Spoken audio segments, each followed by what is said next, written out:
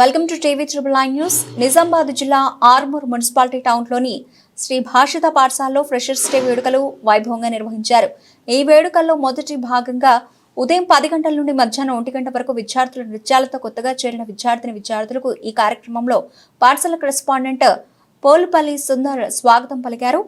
అలాగే శ్రీ భాషిత పాఠశాలలో చదివే ప్రతి విద్యార్థులకు తన 25 నుండి 30వ ఏట వరకు ఎంత గొప్పగా ఉండాలని గమ్యం నిర్ణయించుకుంటే శ్రీ భాషిత ఇచ్చే చదువు, సంస్కారం మరియు క్రమశిక్షణ తప్పకుండా విద్యార్థులకు తన గమ్యానికి ఆనందంగా చేర్చుతుందని తెలిపారు. ముఖ్య అతిథులుగా Armoor municipality commissioner Raju, doctor Bhanu, Ramagiri life hospital director CDPO Jyothi Ramagiri హాజరయ్యారు.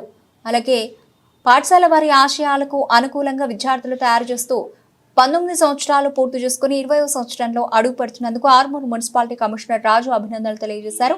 విద్యతో పాటు ఫిజికల్ యాక్టివిటీస్ ఇటువంటి కార్యక్రమాలు అవసరమని చెప్పారు. డాక్టర్ భాను రామగిరి మాట్లాడుతూ చూస్తూ ఉంటే 20 సంవత్సరాలు వెనక్కి వెళ్లిన బాల్యాన్ని గుర్తు చేసుకోవడం జరిగిందని చెప్పారు. విద్యార్థులకు భగవద్గీత తరగతులు ఏర్పాటు చేసిన పిల్లలకి పెద్దల పట్ల ఎలా నడుచుకోవాలి అని ఇప్పటి నుండి బోధిస్తున్నందుకు పాఠశాల యాజమాన్యానికి కృతజ్ఞతలు తెలిపారు.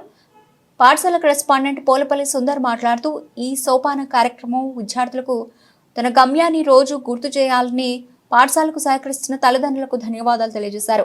2023-24 అకాడమిక్ పెర్ఫార్మెన్స్ కి విద్యార్థులకు గోల్డ్ మెడల్స్ అతిథి చేతుల మీదుగా ఇప్పించారు. ఈ కార్యక్రమంలో విద్యార్థులు, తల్లిదండ్రులు, అసిస్టెంట్ ప్రిన్సిపల్ ప్రియాంక, విద్యార్థులు, ఉపాధ్యాయులు పాల్గొన్నారు.